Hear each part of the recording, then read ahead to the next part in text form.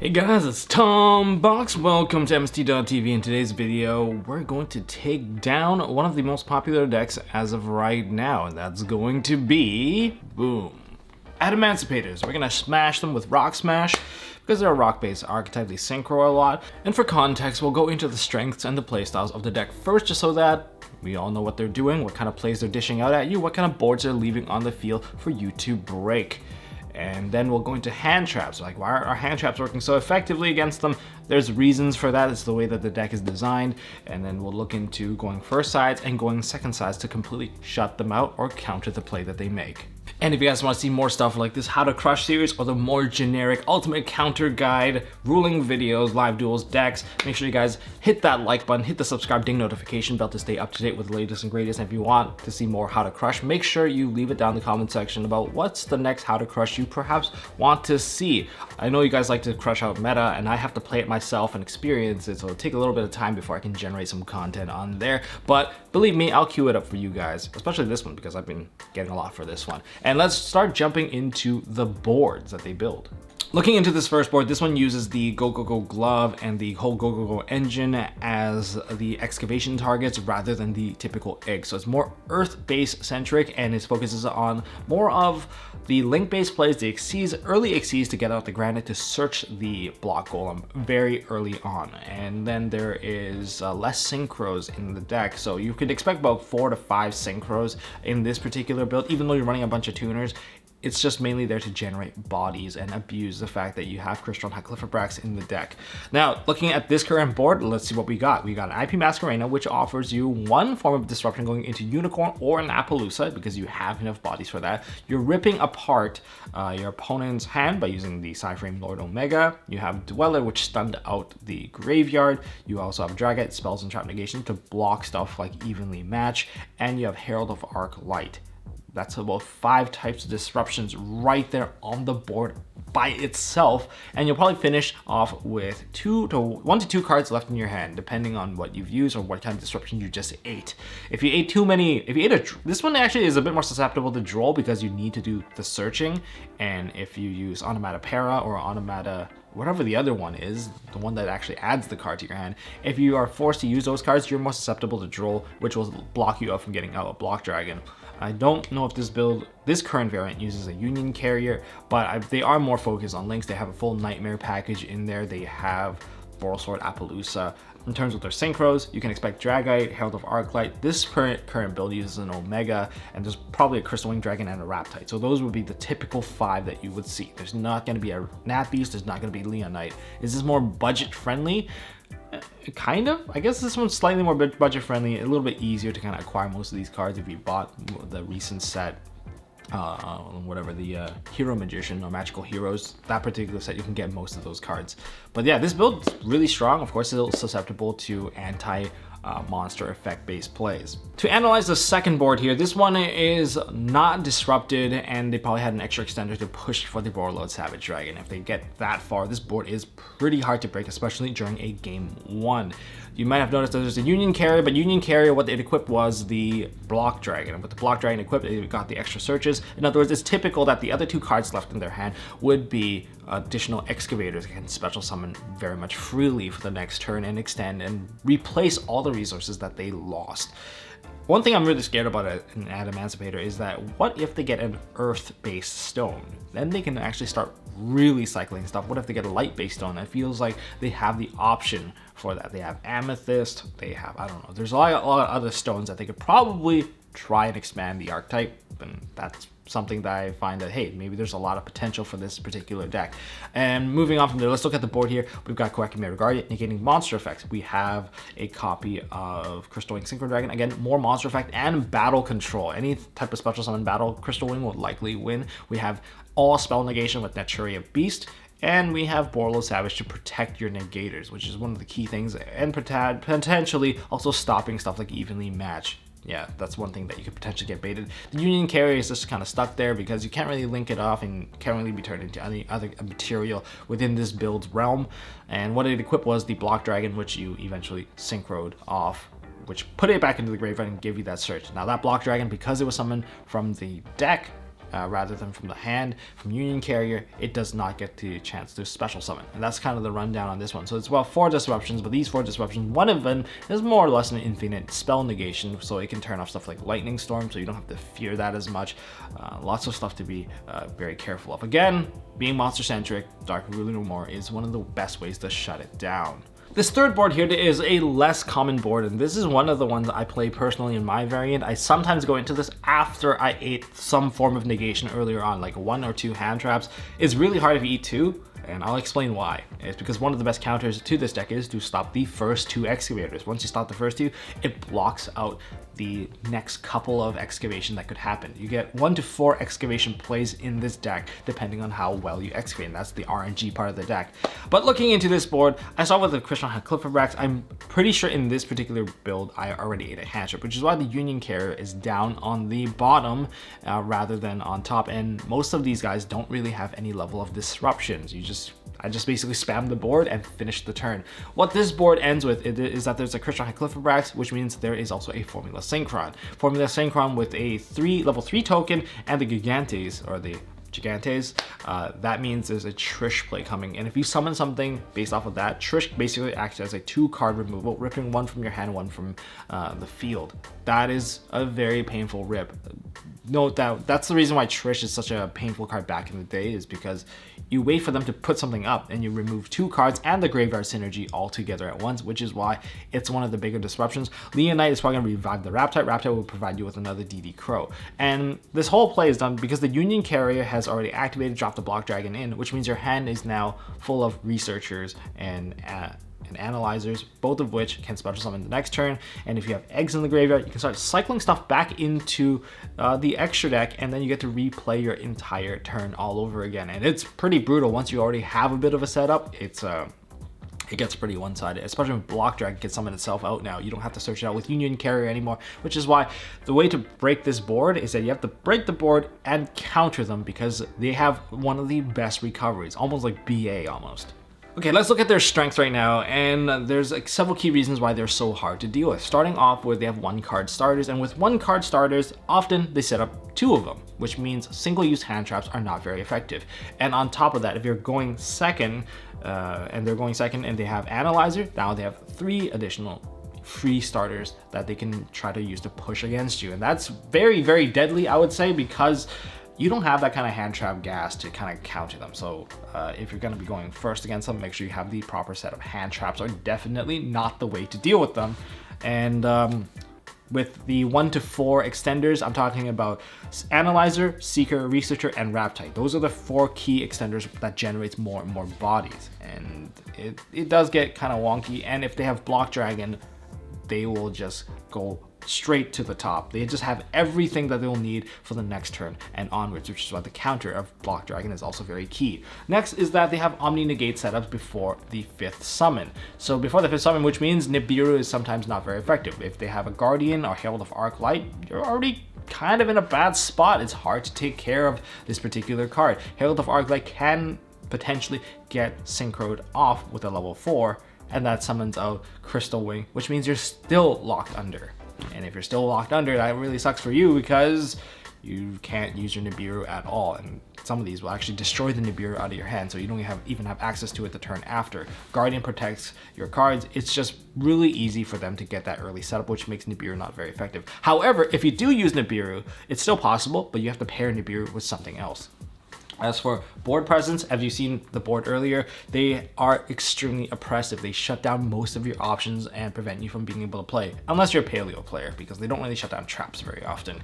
They have the Omni Negate for the trap, but aside from that, a well-timed, evenly matched can take care of some stuff, but you need blowout cards. You need stuff like Dark Ruler No More, stuff that they cannot respond to, Kaijus. Just turn off the thing that's the most blocking in terms of not letting you access your plays. You just have to turn that one off and try to gun right through and break the board. Most of these monsters, they don't really have very many effective battle-based control. Like, it's not like Danger Thunder Dragon where, oh, you try to hit my dudes, you're swinging into the biggest dude ever. You're gonna swing into Hope Harbinger every time, although I already ripped your hand apart. This one doesn't exactly rip your hand apart, so you still have your options, but they want to shut down as many options as possible. That's why they can go up to maybe 3 to 4 or even 5 types of disruption against you. And the deck is very good at recovering. That's why you gotta make sure you kill them or suppress them, or at least have control the moment you break their board. Otherwise, because Block Dragon is gonna refuel their hand with, say, Seekers and Researchers, they have free summons on their turn that can lead to more synchros. And the eggs in the graveyard, they'll just put these synchros back into the extra deck and they'll keep going. It almost feels like, what's that deck? Orcus. It almost feels like Orcus, except that this is like a synchro-based Orcus. Something like that. The feel is similar, but not exactly the playstyle. But you guys kind of get the idea. And they still have their Link boss monsters in the extra deck that they can access to. So you might see like a Dragite plus a Borosaur Dragon. Yeah, you're going to be in for a very, very big hit if that happens. And they still have the Block Dragon too. The Block Dragon's going to get them the Gigantes, all the extenders that they'll need. And yeah, it can just basically be over from there. So you have to have control. You have to take care of Block Dragon if you go into turn 3 or 4. Okay, looking into hand traps, I recommend having 2 hand traps to deal with this board. Hand traps by themselves don't work very well, and there are the most effective targets solo, but it's definitely not as good as when you can pair them up. You have to pair them up and kind of fuse up the play together just to counter someone properly. Nibiru is still a very powerful card. I mentioned that they naturally have a lot of negations against, lots of counters. Koakimeru Guardian, Monster Effect negation, Herald of Arclight, Omni negation, Crystal Wing, Monster negation. All of these, well, except for Crystal Wing, can be set up pretty early on in the game, and because they can be set up pretty early on in the game, Nibiru doesn't seem very effective, but it's still good. Don't neglect it as long as you can pair it with double negation. Double negation is absolutely worth it because you can use Nibiru to get rid of the entire board and end them with a rock.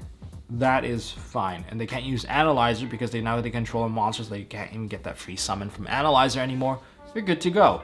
And the entire deck of Adamancipators, they play based on the front row, so any back row that they set, they're basically bluffed, so you can OTK through that token. Next we have Siphon Gear Gamma, which I think is one of the most effective ones, solo or paired with a Nibiru, because if you solo with it, that's fine, because you destroy the tuner that activates, you get rid of the body, and they don't spit out another monster from the deck. And that's key, because you don't want them having residual monsters on the field so they can synchro off into Raptide to extend their play even further. That is probably the worst case scenario, and you want to prevent that as much as possible. That's why Gear Gamma is really good. That's only when you solo the Gamma.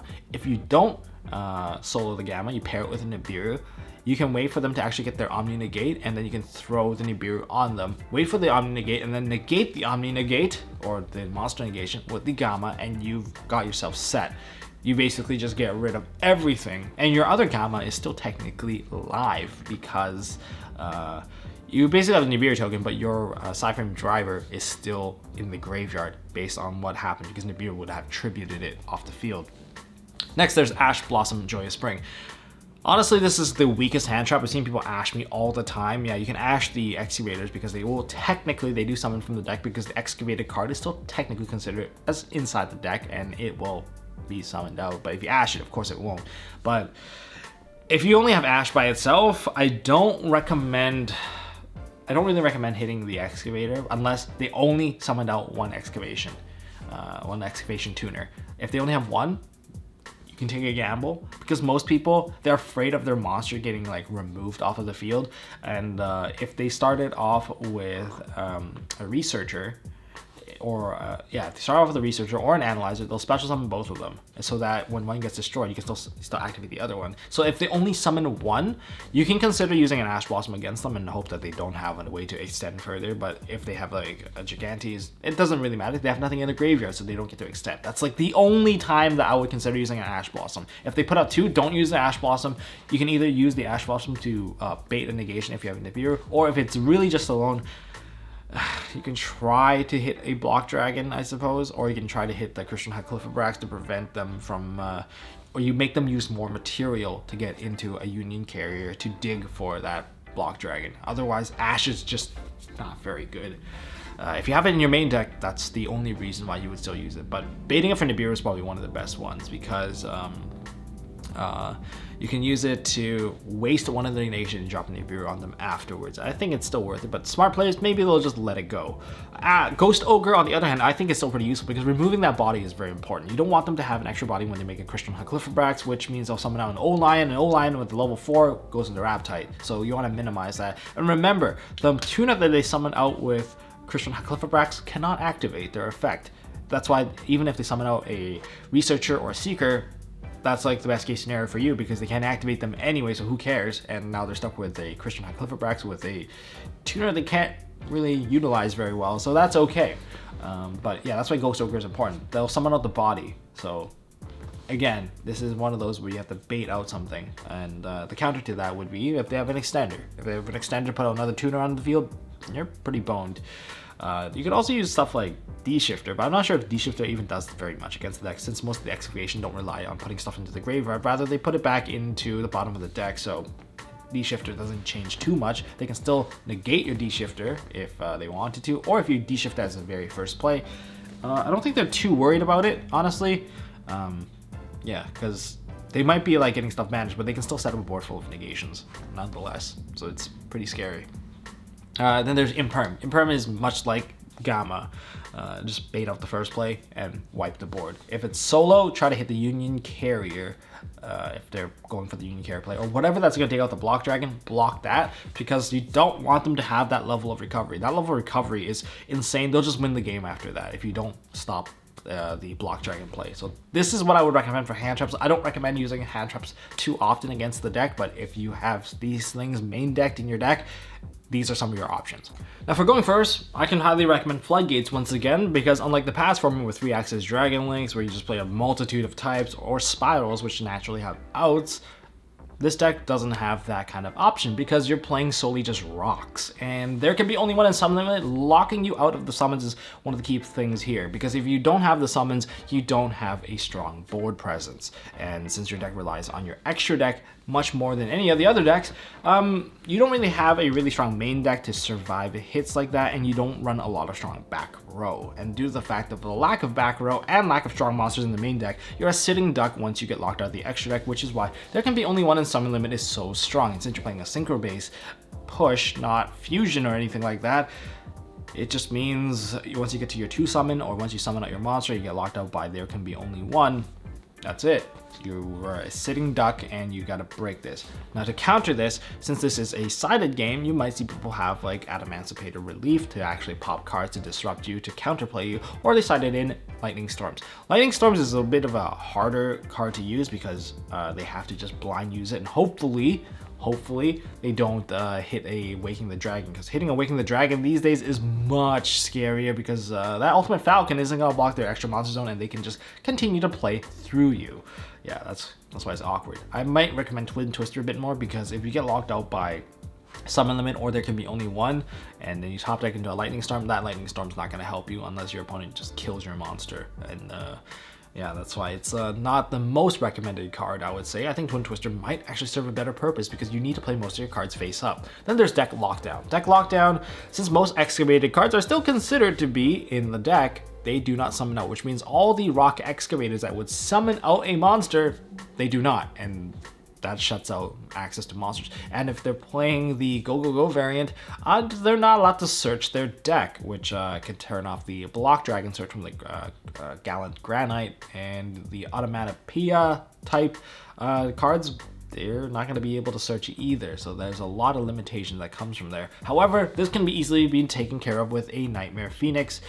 But if you go into a Nightmare Phoenix, that also means that you just got rid of your tuners. Yeah, so in other words, you need some other extender to really push out. You need 3 extenders to push out through Deck Lockdown. Yeah, that's one way of putting it. And putting out monsters without the access of your excavation team, not very good. Now there's Call by the Grave and Abyss Dweller. This is mainly to stop Block Dragon. This is more or less something that you want to use after you've blocked them off already. This is like the follow-up. This is the way to stop them from extending too far. Call by the Grave is nice because it gets rid of the Block Dragon altogether and negating it, which is what I find to be one of the key things to surviving past turn 3. Then there's Abyss Dweller, which also turns it off. I think it's actually pretty nice to not need to deal with a Block Dragon. Think about it this way. You're trading 1 Abyss Dweller to turn off a triple search. The triple search, which will extend further, generate more and more bodies. Absolutely worth it. Even if it is just for that one card wins games. Then there's Mystic Mine. If you're a Mystic Mine player, who cares? Just play it. They have to negate it. It baits out their spell with base negation, therefore you can follow up with a lightning storm right after, and that's fine, because either that or they leave the Mystic Mine face up, which is more painful. Now they can counter it with Twin Twisters or Adamancipator relief. That's why I still play a copy of that, because Mystic Mine is something that I highly respect now due to my recent duel against my fiance where I got killed thanks to Mystic Mine. I got like one-shotted. Like Gren Maju plus Mystic Mine is pretty lethal. And as for the rest of it, because they again mentioned before, they are extra deck centric, so you can use Artifact Scythe, Scythe and Sanctum, and even use Dimension Barrier. If you use D-Barrier against them, they can't synchro off, so they're stuck with only link-based plays. They can play Xyz. I guess they can still dig out Nibiru and prevent you from playing, but that's it. But if you use Scythe all together, no extra deck, they are sitting duck if you get this one through. But it can be negated with stuff. If they side in Impermanence to negate it, the Ash, so that you can't get your Sanctum off, or they Gamma you. But everything here can be really stunned except for D-Barrier. But D-Barrier leaves a little bit of an opening for your opponent. So I highly recommend just using Floodgate. Floodgate them out. That's like, if you have any other cards you would recommend, just put it down in the comment section below. If you're forced to go second against the deck and you need to break their board, then these are some of the cards I would recommend for now. Unless there's a better way of doing it later on, then leave it down in the comment section below. But these are the 5 that I recommend for now, and I'll explain the reasoning for each one. Dark Ruler No More, they're a monster-based board deck. It's obvious that you just want to negate everything and break their board. Of course, you have to stop their next turn. Because of Dark Ruler No More, you're not likely going to kill them because you can't deal any type of damage. And due to lack of damage, and they have a strong recovery, it's going to be a rough uphill battle after that, because you need to set up a board which negates everything that they have, especially Block Dragon. You need to stop that Block Dragon if you're going to use Dark Ruler No More.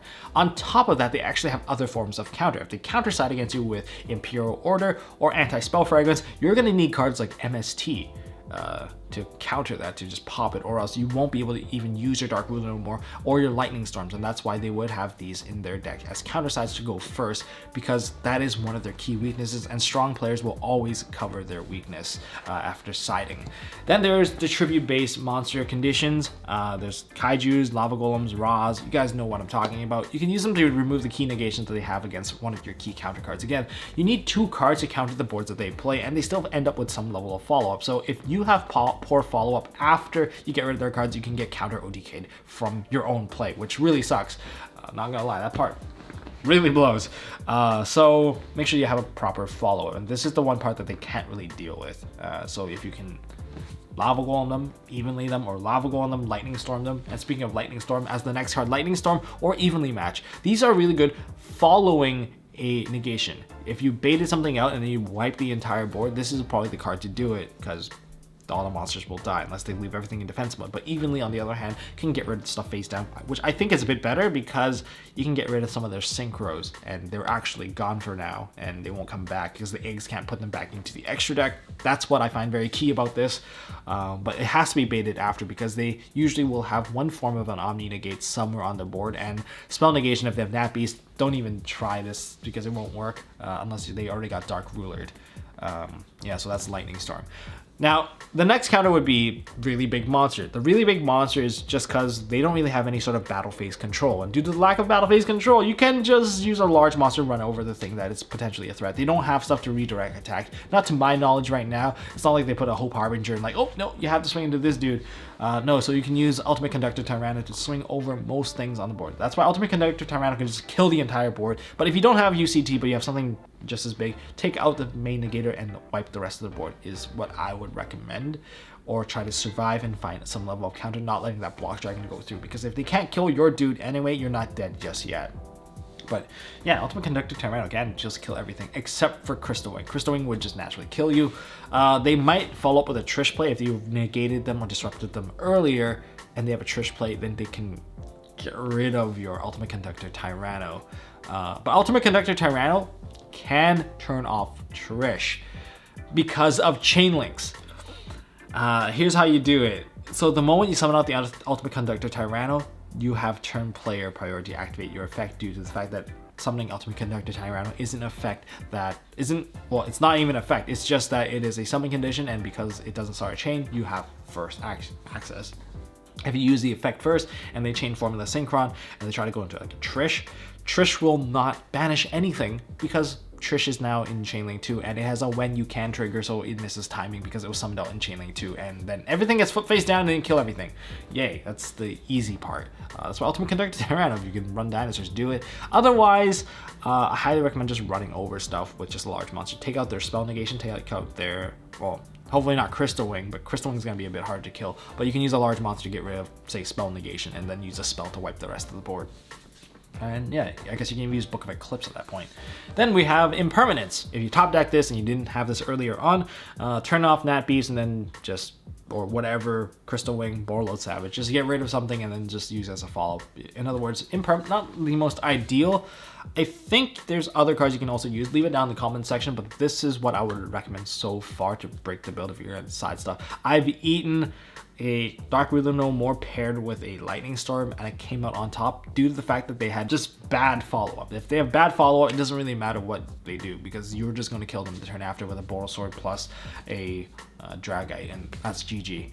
Anyways, that's all I got for this video, guys. If you guys enjoyed this video of my rundown of how to crush Adamancipators, hit that thumbs up button if you guys want to see more stuff from MST.TV, like how to crush perhaps rulings and stuff that you don't want to lose in perhaps some of the big misplays that people make because there's not a lot of tournaments going on. Well, make sure you hit subscribe, ding notification bell.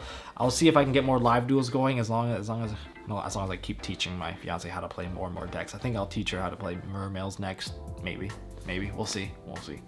And until next time, don't forget to hold on to your MST.TV.